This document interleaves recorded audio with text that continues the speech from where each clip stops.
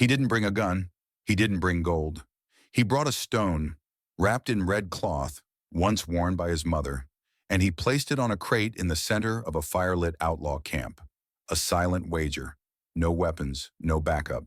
He said, "If I win, she walks. If I fall, bury me facing the sun." Not for revenge, not for glory, but for a girl who once looked at him like he was fire in the dark.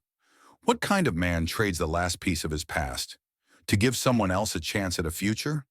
This isn't a tale of rescue. It's a tale of memory, of quiet promises, of a flame that refused to die. Stay close. This story burns slow, but it burns deep. The dust hung heavy over Bitter Creek's outlaw market, dry as bone and thick enough to choke. Sunlight baked the cracked ground beneath boots, hooves, and broken wheels. Men haggled over rifles, saddles, and things that should never have been for sale. Among it all stood Lena Whitlow, silent, unmoving, her hands folded in front of her faded skirt. Her hair was braided tight against her head, skin brown from sun, lips pressed flat. She stood beside a splintered wagon, her shadow pooling behind her like a secret she didn't speak of. Across from her, Zeke Brandt leaned on the wagon rail like it owed him something. Dust coated his cavalry coat and the worn brim of his hat. One hand tapped the butt of a cigar.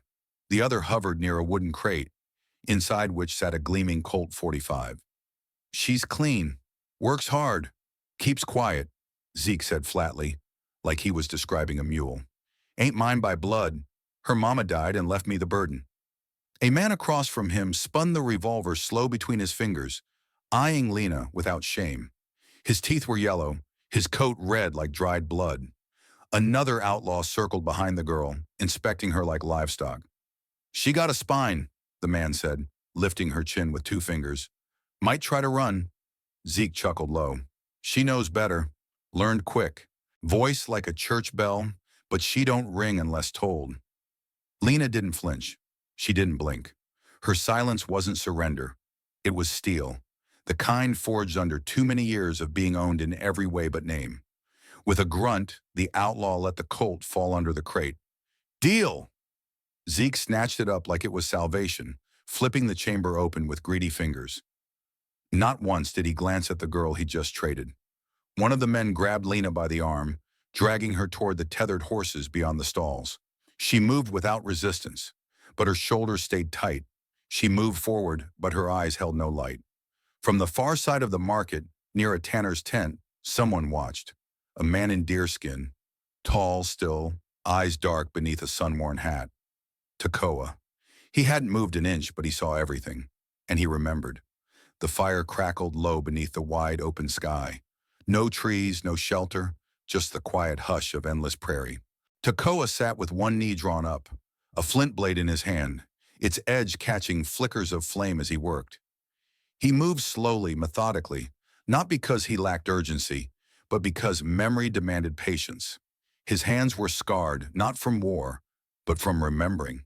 And tonight, as he shaped stone against stone, it wasn't the edge of the knife that mattered. It was what it meant.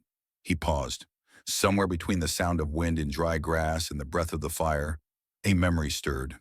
A girl, small, barefoot, surrounded by wolves near the riverbank. She hadn't cried loudly. That was what struck him. Her voice, if it came at all, was a soft, broken thing.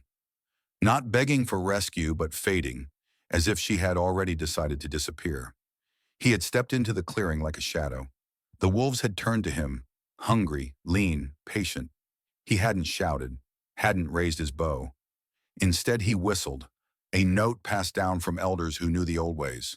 The wolves hesitated, then they melted into the trees, as if reminded of a fear older than hunger. She had looked at him, eyes wide, unblinking, not in terror but wonder, and he had done the only thing he could. He knelt by the stream, found a flat stone, and carved the spiral flame of his clan. No words, just a symbol, a mark, a promise in stone. Then he left. She never followed. He never returned. Until now. 2 nights ago, in a whiskey-drenched saloon near the edges of Blackthorn, he'd heard her name. A drunk man bragging too loud, too late. Zeke Brandt sold that girl like she was a sack of beans. Lena, I think, traded her for a revolver. Lena. The fire in Tekoa's chest reignited like breath on embers. He didn't speak to the man, didn't ask for more. He didn't need to. Some things don't require directions, only resolve. At dawn, he saddled Ashwin, the dun-colored mare whose bloodline had carried warriors through fire and exile. Her hooves had walked lands his people no longer owned, and she moved like memory, quiet, powerful, and unyielding.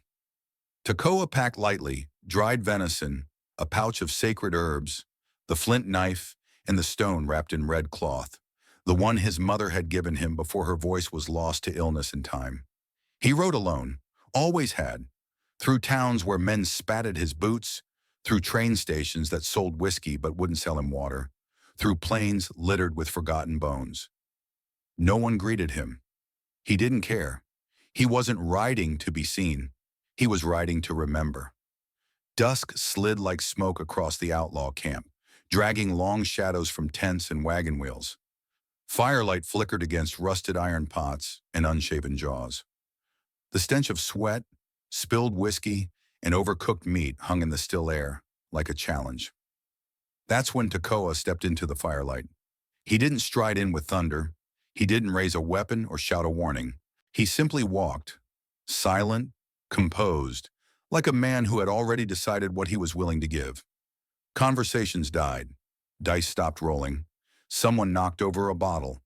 All eyes turned to the stranger in deerskin, a braid falling over his shoulder, his boots whispering dust. The scarred man, leader of the camp, sat polishing his revolver on a whiskey barrel. He looked up, amused. "You look like you wandered too far off your trail, Injun." Tekoa stopped 5 paces from the fire, his face calm. "I've come for the girl." A pause, then laughter, rough, guttural, uncertain. Someone spat. Another stood, cracking his knuckles. "Which girl?" the leader asked. "We've got a few these days." "Lena Whitlow, the quiet one." More silence. Then the scarred man leaned forward, interested now. "Pretty little thing. Stubborn eyes. You come to buy her back?" Tekoa shook his head, then reached into the satchel slung across his shoulder. What he pulled out wasn't gold, wasn't a pistol. It was a stone, small and dark, wrapped in red cloth, edges worn soft from years of travel. He stepped forward and placed it gently on a crate near the fire. The flames licked the air, catching the copper wire wound around its surface. "She was never yours to sell," Tekoa said, "but I'll make a trade." "What kind of trade?" the outlaw asked, voice low now. "One of me," Tekoa replied.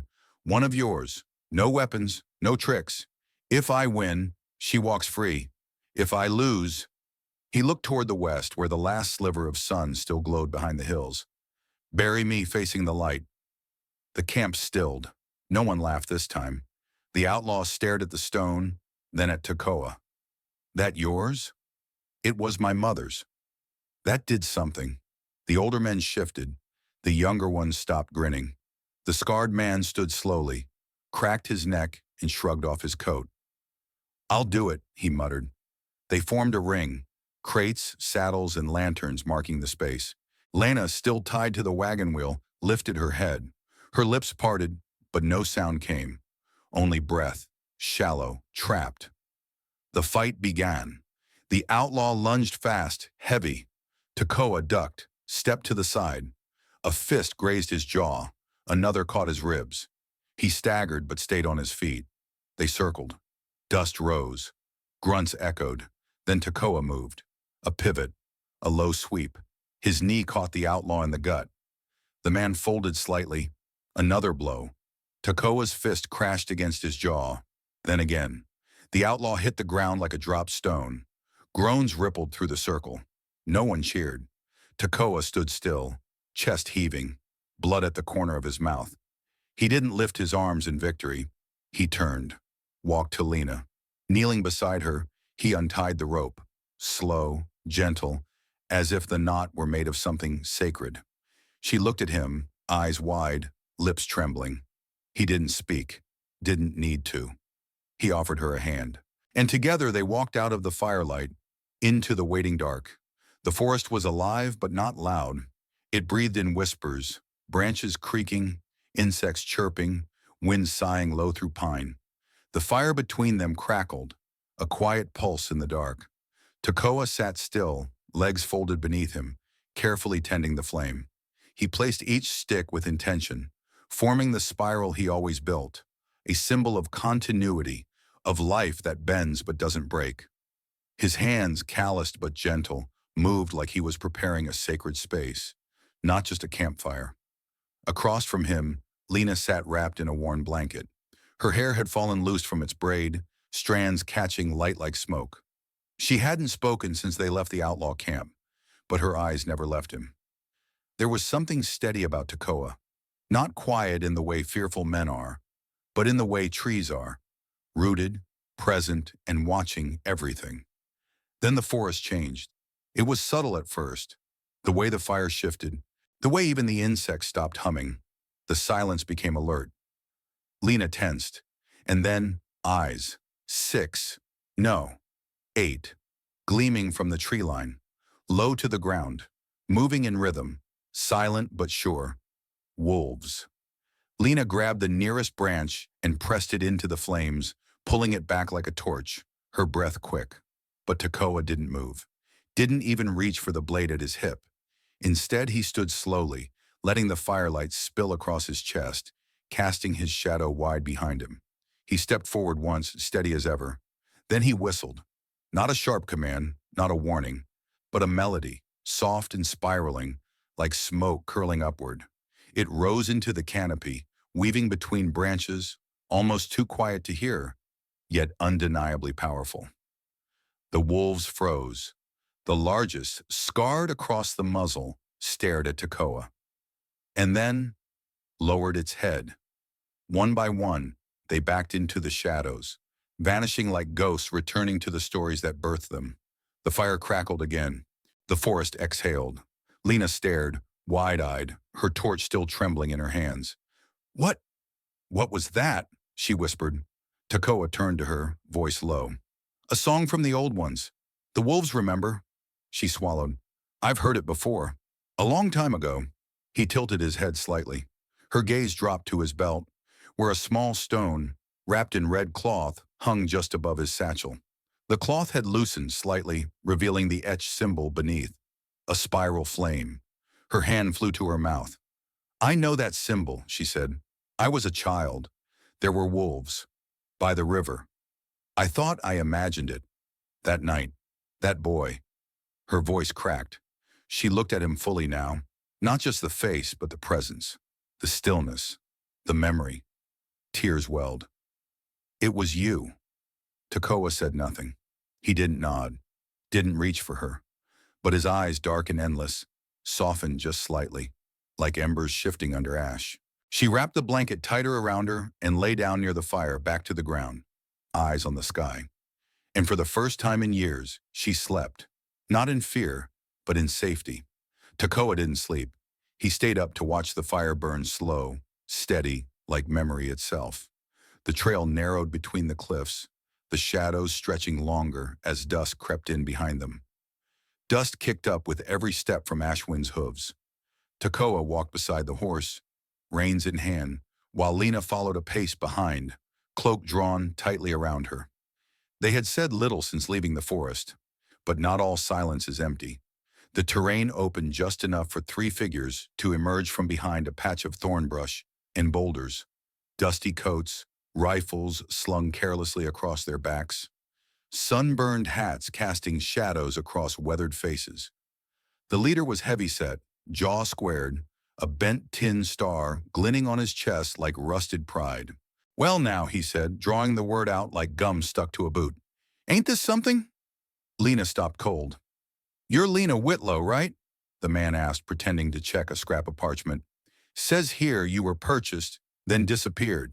$50 reward, dead or alive. The younger man on the left cracked a grin. Looks like we just earned supper. The third one, older and silent, narrowed his eyes at Tekoa, saying nothing, but watching. Tekoa stepped forward slowly. No threat in his movement, no panic in his face. He unslung the satchel from his shoulder and knelt on the path, just where the fire-lit dirt turned cool and gray. Without a word, he opened the bag. From it, he withdrew 3 objects, setting each down on the earth with deliberate care. First, a bundle of herbs bound in deer hide and red sinew, still fragrant, still potent. Second, a pouch of reddish-brown earth, tied with black thread. Third, a smooth black stone, etched with tribal symbols, coiled in a delicate loop of copper. He didn't raise his voice. "This pulls fever from the body," he said, touching the herbs. "This soil is from sacred ground, where the wind still sings prayers." Then his fingers paused on the stone. "This belonged to my mother. It's the last thing she gave me. Her grandmother carved it with her own hands." The silence that followed was thick, dense like fog before a storm. The leader scoffed. "So? You think we'd trade bounty gold for trinkets?" But the old bounty hunter stepped forward slowly, squinting. "I've seen one like that," he murmured. "Durango, behind the mission altar. Priest kept it locked up, called it a gate, said it could buy peace, or war." The other 2 looked at him. "You'd be fools," the old man continued, voice steady, "to trade that stone for a woman's name on a wanted poster." A tense breath passed between them. Then the leader cursed under his breath, turned his horse with a sharp pull, and spat into the dirt. "Keep her. But know this," he said, glaring at Tekoa. "You just gave up a piece of your bloodline for nothing." They rode off without another word, hooves thundering into the dying light. Lena didn't move. She stared down at the spot where the stone had rested. "That was your mother's," she whispered, eyes wide, voice caught between awe and sorrow. "Why did you give it up?" Tekoa looked at her, not as a possession, not as a burden, but as something worthy. "Because," he said quietly, "you weren't for sale." The trail led them past a stand of weather-twisted cottonwoods and into a clearing that felt different from anywhere they'd walked before. The land was flat, but something in the air was heavy, dense with memory, the kind that clung to your chest like damp cloth. Lena slowed her steps. The grass here was patchy, the earth darker. Charred roots twisted from the soil like the bones of something forgotten. "What is this place?" she asked quietly. Tekoa stood still, staring out across the blackened field. "It was a village. Once." Lena turned toward him. He didn't have to say more. She saw it now, not in front of her, but in the hollow of what had been, the remnants of cooking pits, the long indentation where a central lodge may have stood. Scorch marks, half buried under the weeds. "The soldiers came at sunrise," Tekoa said. "They set fire before the people had time to wake." A hush fell between them. The breeze pushed past like it didn't want to linger. They walked toward the far edge of the clearing, where brush grew thick against a rise of stone. Something shimmered faintly behind the tangle of vines. Lena stepped forward, brushing back the overgrowth with trembling fingers. Behind it stood a wall of rock, tall and jagged, part of a ridge now half swallowed by nature. And carved into it, weathered but clear, were images. Lena's breath hitched. There, etched in rough, deliberate strokes, a girl, small and barefoot, by the edge of a river. A ring of wolves encircling her with teeth bared and bodies low. A boy standing between them, arms wide, face turned toward the danger. And above them all, rising like a beacon, a spiral flame. She took a step closer, heart pounding in her ears. Her fingers hovered above the carvings. "You did this," she said, barely above a whisper. Tekoa nodded, voice quiet. "I carved it when I was 13, after that night by the river. I came back looking for you, but you were gone." Lena touched the image of the girl, then the boy. Her hand shook. "I thought I made it up," she said. "The wolves, the whistle. I thought I invented it, just so I could believe someone had seen me." Tekoa looked at her. "I saw you." Her throat tightened. She pressed her palm to the spiral flame carved into the stone. The edges were smooth now, worn by time, but the center still held the shape of intention, of meaning. "Maybe I wasn't just surviving. Maybe I was waiting for this." She turned slowly, eyes wet, and stepped into him. His arms wrapped around her, solid, certain, and for the first time since she could remember, for the first time she felt present, whole, not scattered across someone else's memory. They stood beneath the carvings, the firelight from their camp flickering against the stone. Two people whose lives had been scorched, scattered, almost lost, and now, finally, found. Their story hadn't been written in ink. It had been carved in stone. Fire Hollow was not marked on any map. It didn't need to be. It lived in the folds of the land, where rivers bent and wildflowers grew stubborn through stone. It breathed in the stories told around flame, and in the silences held between generations. This was where Lena stayed, not as a guest, not as a rescued girl clinging to safety, but as someone learning how to remain. Each morning she walked barefoot across the dew-covered grass, gathering herbs with the elder women. She learned to crush roots for dye and braid hair with dried reeds. The children adored her, especially when she taught them how to draw stories using charcoal and sand, tracing wolves and spirals into the dust like whispers from another time. At night she sat beside Tekoa, never too close, never needing to be. He carved tools from bone and wood, trained young hunters in the art of patience. He spoke rarely, but his presence had become a constant, solid as the stones that circled their fire. And slowly, Fire Hollow accepted her, not for what she had endured, but for how she had chosen to live beyond it. Then came the night of the full moon. The people gathered in a wide circle, lit by a fire that reached toward the stars. Drums beat slow and steady, like a heartbeat echoing from the earth itself. Smoke rose in twisting columns, carrying old songs into the sky. One by one, tribe members shared stories, some with voice, others with movement, others still through the quiet power of memory. Finally, the matriarch, a silver-haired woman with eyes like river stones, stood and lifted her hand. She turned to Lena. It was time. Lena's breath caught, but she stood.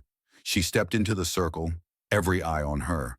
The fire painted shadows across her face, highlighting the faint scar on her wrist, the charcoal-stained fingers, the strength in her spine.